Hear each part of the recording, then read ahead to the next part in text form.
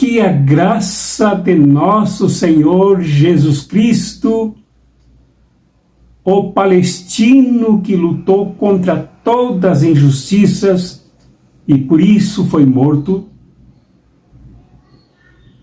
que o amor de Deus, que a despeito de todos os sofrimentos de seu filho e do povo, dos mais pobres,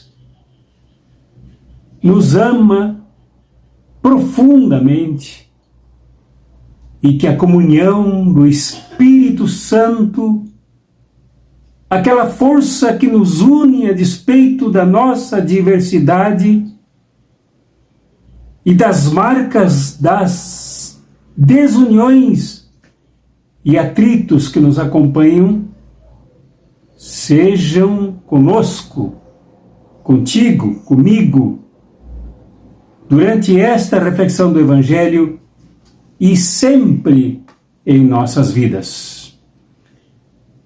Também e principalmente com a minha querida amiga Elza Fonseca, de Campo Grande, Mato Grosso do Sul, mulher exemplo de fé na humanidade, na luta e no novo amanhã que se constrói coletivamente. Também com a minha amiga jornalista Margarida von Schunweck. Perdoe-me se não pronunciei corretamente o seu sobrenome alemão,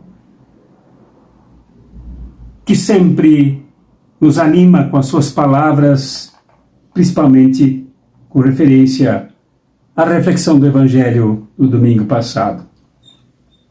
Também com a minha amiga Ailda Gabler, do Espírito Santo, ativa lutadora contra o neoliberalismo e contra a injustiça. Com a frequentadora aqui do nosso canal, Cartas Proféticas principalmente, e sobretudo das reflexões do Evangelho, Mariluce Rossi, para completar os sobrenomes alemão e italiano que nos alegram com as suas presenças e estímulos aqui. E ao querido irmão Santos Guarani, que nos avisa e reforça o que já disse antes, que apoia as reflexões do Evangelho, principalmente aqui no canal Espiritualidade Revolucionária. E por isso convida os seus irmãos e irmãs católicos e católicas romanas para seguirem as nossas reflexões. E ele nos avisa, nos comunica que o número aumenta daquelas pessoas que se interessam pelas reflexões ecumênicas que fazemos aqui do Santo Evangelho. E saúdo a todas e a todos, cristãos e cristãs de todas as denominações, sejam do campo católico, na sua diversidade, tanto romana quanto as igrejas autocéfalas, as igrejas nacionais, as igrejas independentes, como também aos irmãos e às irmãs evangélicas e evangélicos que nos assistem aqui e seguidamente nos comentam o que ouvem e o que lhes serve. Como também a irmãos e irmãs de outras religiões, muçulmanas, judaicas, espíritas, axés, umbandas, e aos ateus que também gostam dessas reflexões pelo caráter humanista que elas têm. E ao nosso irmão, cujo nome não mencionarei aqui, ele não me autorizou fazer menção do nome, porque me cumprimentou pelo WhatsApp, ex-ministro desta república, grande homem, grande líder nacional, que nos saudou também pelas reflexões. O evangelho deste domingo de Páscoa, 9 de abril, é o maravilhoso São João, capítulo 20, do 1º ao 9º versículo, e que, se quiserem estender a leitura, façam lendo até o versículo 18. Vale a pena. Como sempre, aguardo um bocado para que vocês façam as leituras aí, as discussões, as reflexões, se inspirem, e logo nos encontraremos após a vinheta.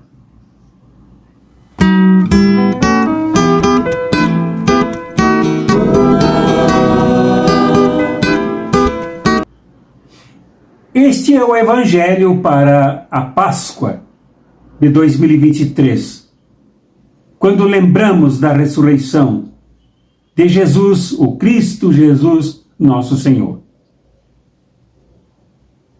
Nesse primeiro trecho aqui mencionado e disponibilizado pela Comissão Internacional Ecumênica de Liturgia, de João 20, 1 a 9, lemos a profundidade da reflexão evangélica a respeito da ressurreição de Jesus. Uma profundidade que não se vê por aí em homilias, pregações, sermões e programações de TV e até aqui mesmo nas redes sociais e na internet. Ora, esse evangelho foi escrito e publicado aí pelo final do ano 100, o início do segundo século do cristianismo, e ele precisava responder a várias questões.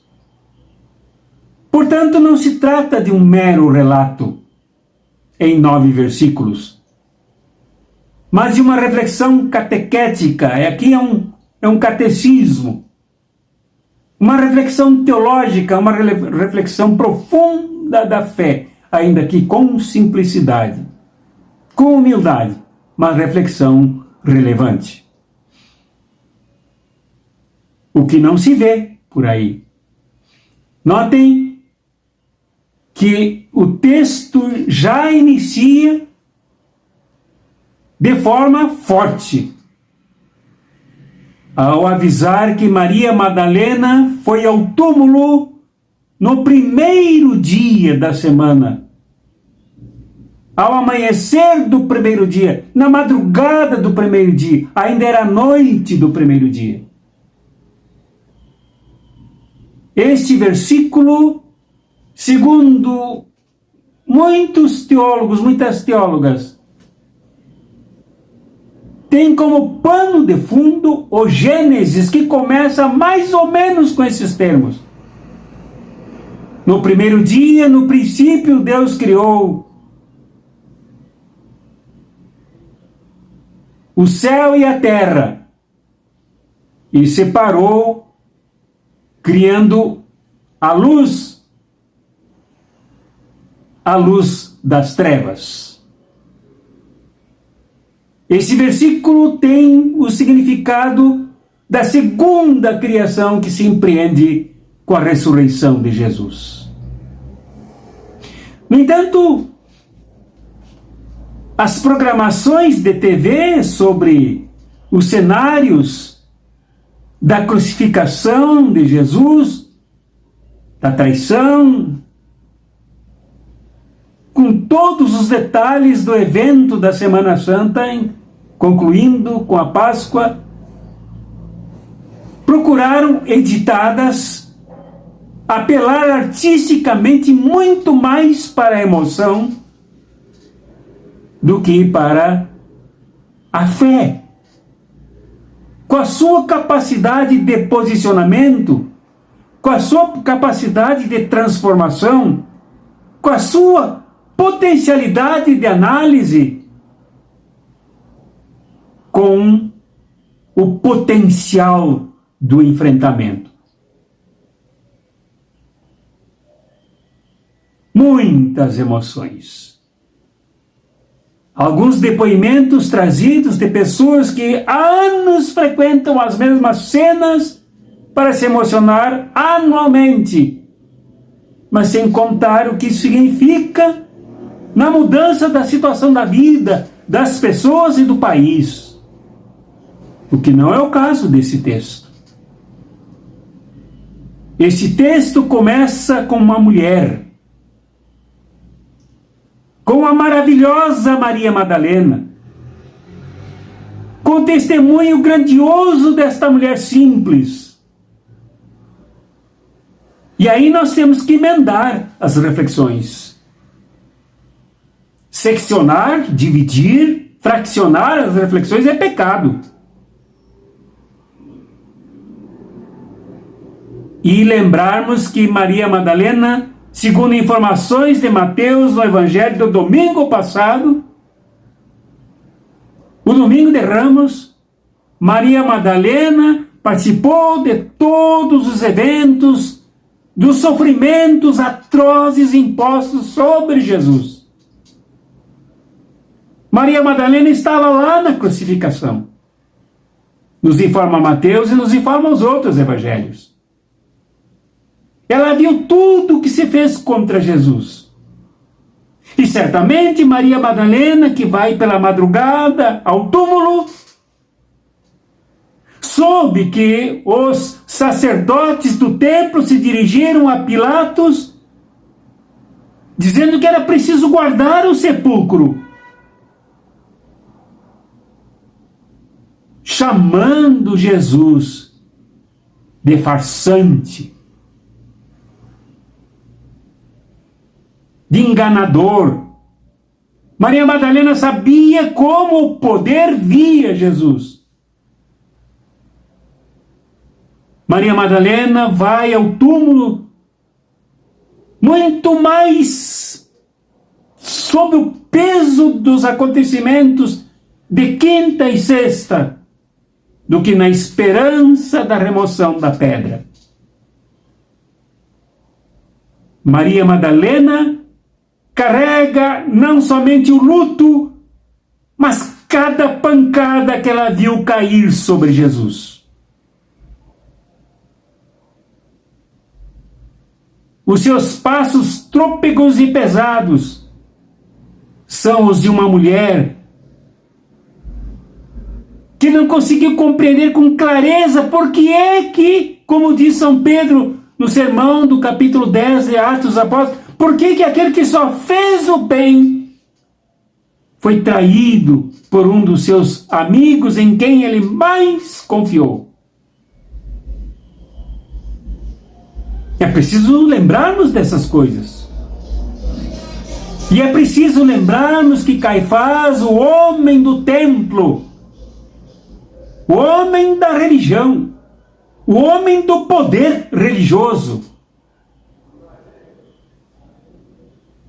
fez todo o rito do encaminhamento do assassinato de Jesus. É preciso lembrarmos disso. A religião foi cooperadora, decisiva e dedicada para a morte de Jesus. Maria Madalena carregava em si a dor dessa decepção. Ela também era judia.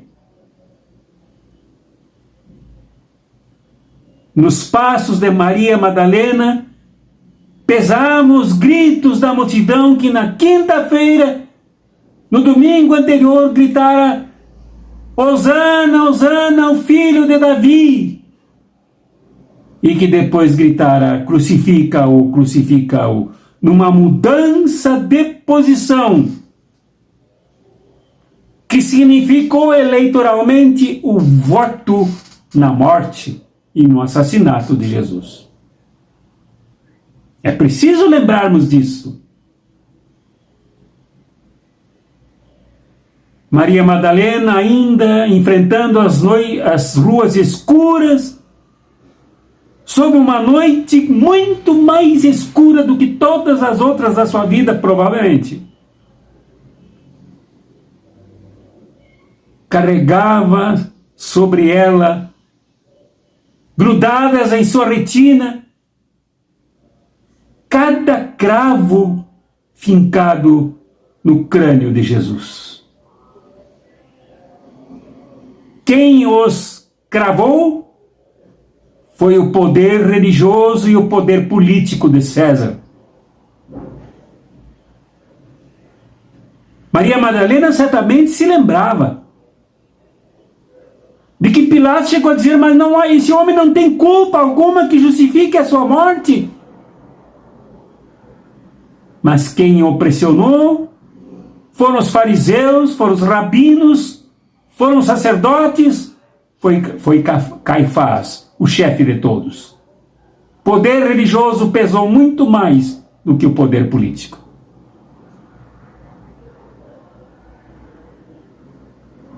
Quem olha para Jesus e depois olha para o seu túmulo vazio em forma poeticamente romântica, emocional, alivia o peso daqueles que matam, daqueles que assassinam, daqueles que estruturalmente sacrificam todos os que mudam e querem mudar a situação. Por isso não é de admirar que uma mulher seja a primeira a ir romper a madrugada para ir ao túmulo de Jesus. Pois era o setor mais injustiçado da sociedade onde Jesus viveu, ministrou, trabalhou, curou, salvou, ergueu.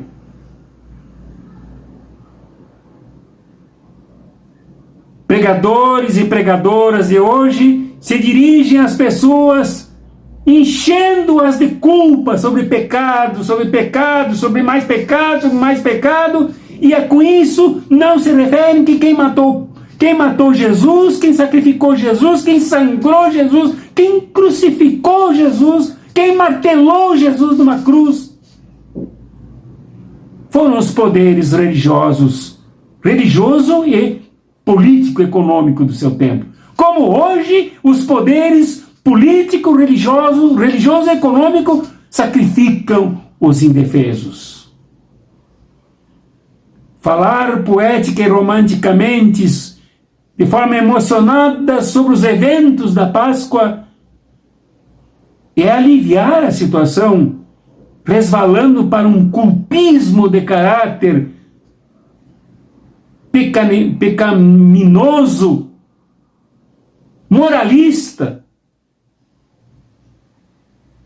deixando livre o campo para o massacre e para a exploração, como vem acontecendo cada vez mais. No entanto, Maria Madalena vai ao túmulo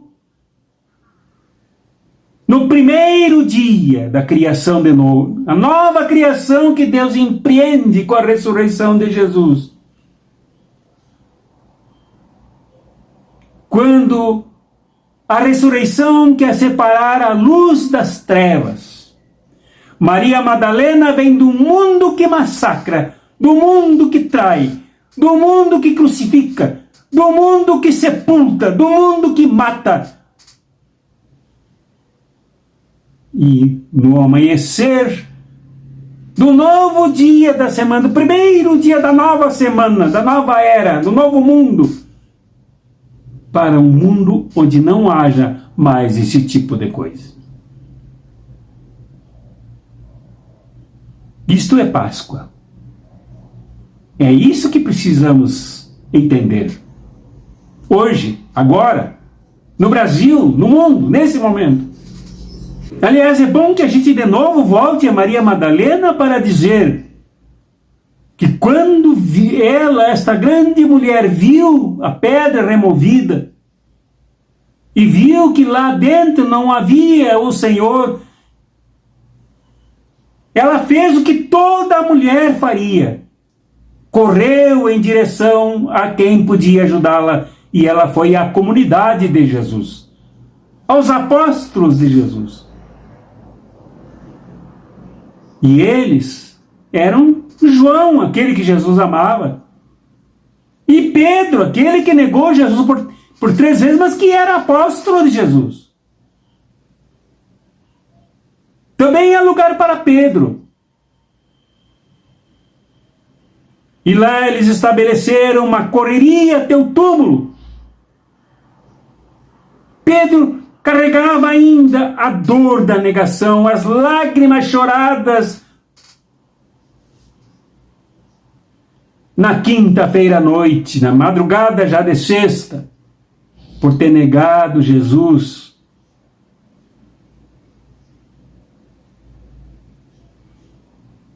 Negar da pior forma possível, dizer que nem conhecia esse homem.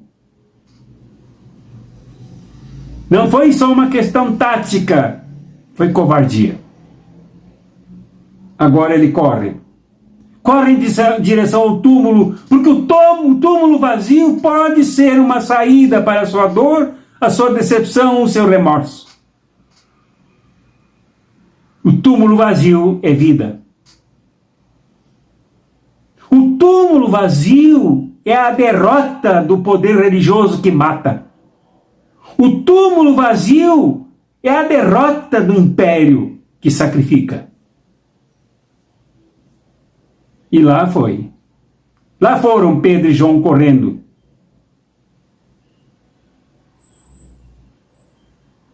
E dentro do túmulo, de uma forma original, absolutamente original. Não foi no templo de Jerusalém, não foi no altar do templo de Jerusalém, não foi em nenhum grande lugar sagrado, mas dentro de um túmulo.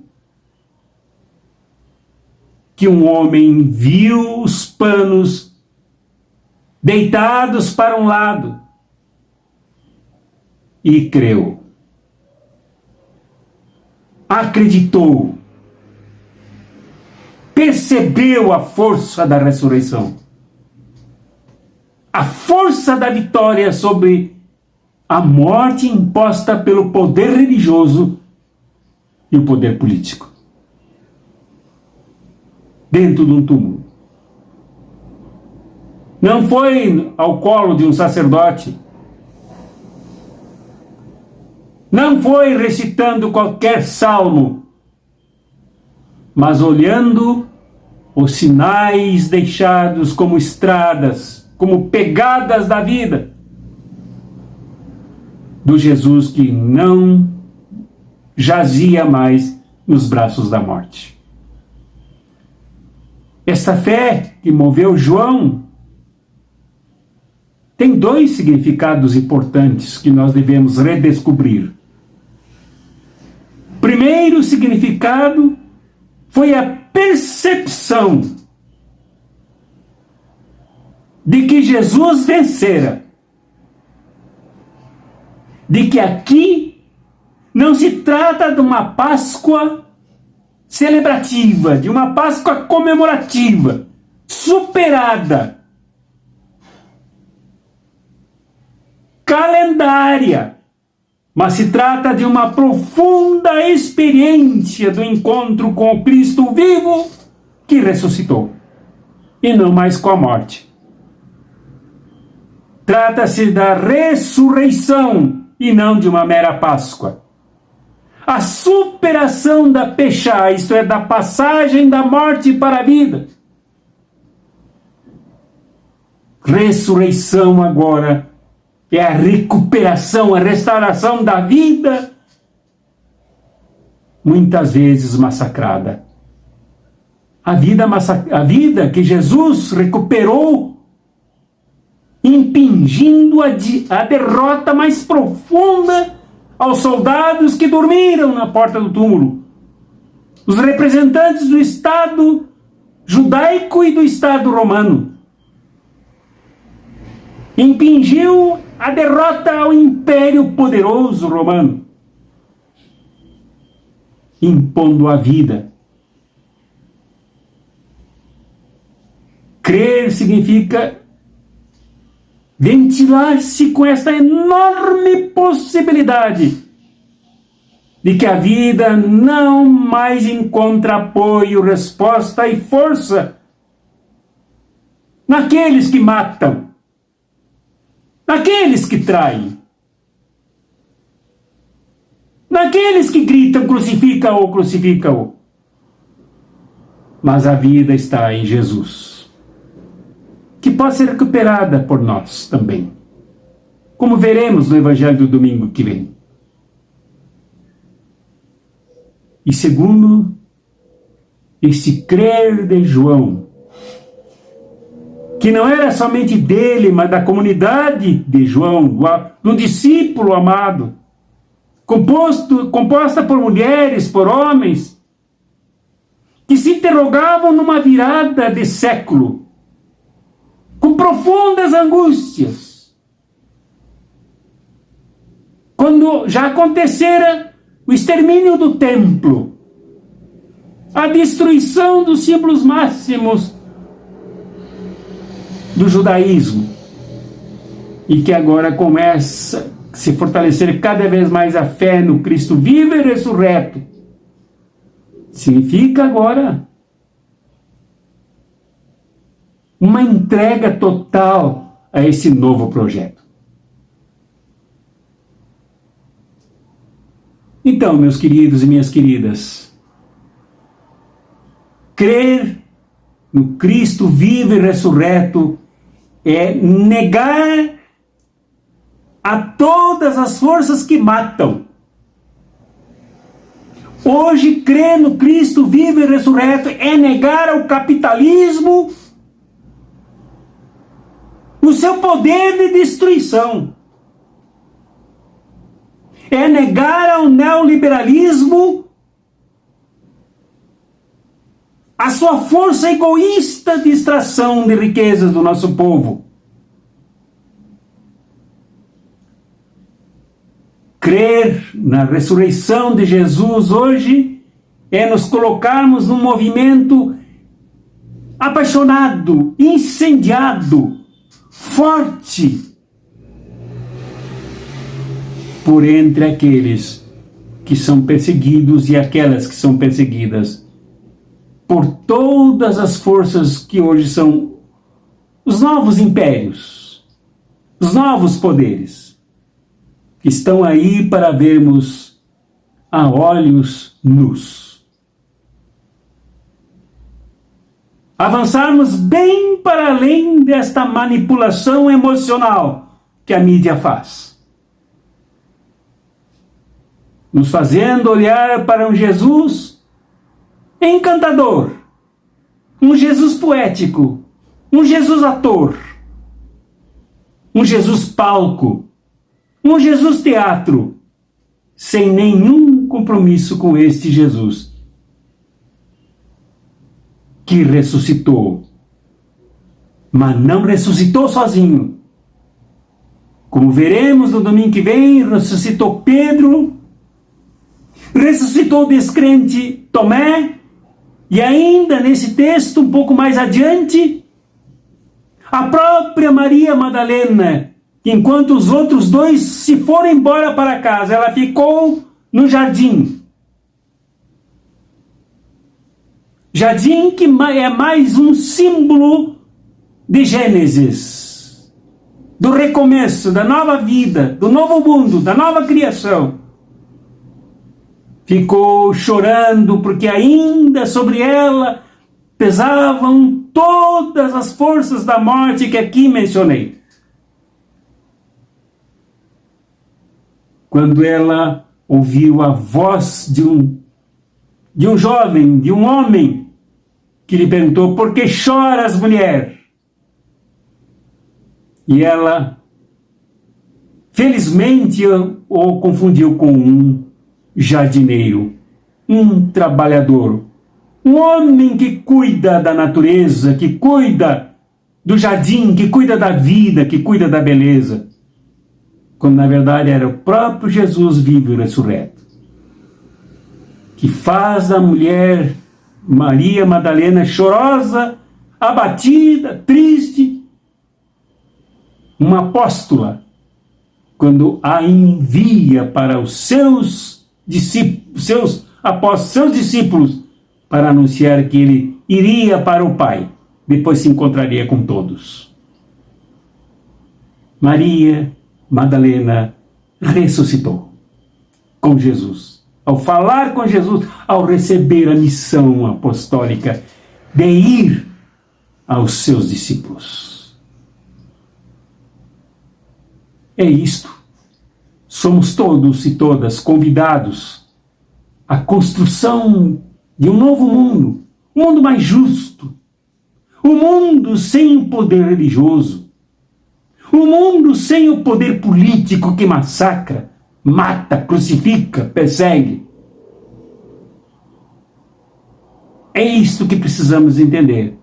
E não romantizarmos o Evangelho. Não espiritualizarmos de forma absolutamente superficial e água com açúcar aquilo que é sério. Este é o nosso convite. Este é o apelo para que nós pensemos na posição que devemos tomar, como aqueles semelhantes a João, crermos e mudarmos a posição. E semelhantes a Maria Madalena, ouvirmos o ide aos meus irmãos e avisai que eu vou ao Pai. Deus te abençoe, meu irmão e minha irmã. Deus abençoe a tua ressurreição também. Aquela que superará a morte, que superará o túmulo, superará a degradação, superará o peso de todos os sofrimentos que recaem sobre ti. Que a bênção pascal seja libertadora para ti, meu irmão e minha irmã. Que a bênção pascal seja curativa para ti, meu irmão e minha irmã. Mas, sobretudo, que a bênção pascal faça de ti um discípulo, uma discípula, lutadoras em favor deste novo mundo, desta nova possibilidade de ressuscitarmos toda a realidade à semelhança do que Jesus fez, não dentro de uma catedral, não dentro de um templo luxuoso, mas no interior do seu túmulo. Em nome do Pai, e do Filho, e do Espírito Santo. Amém.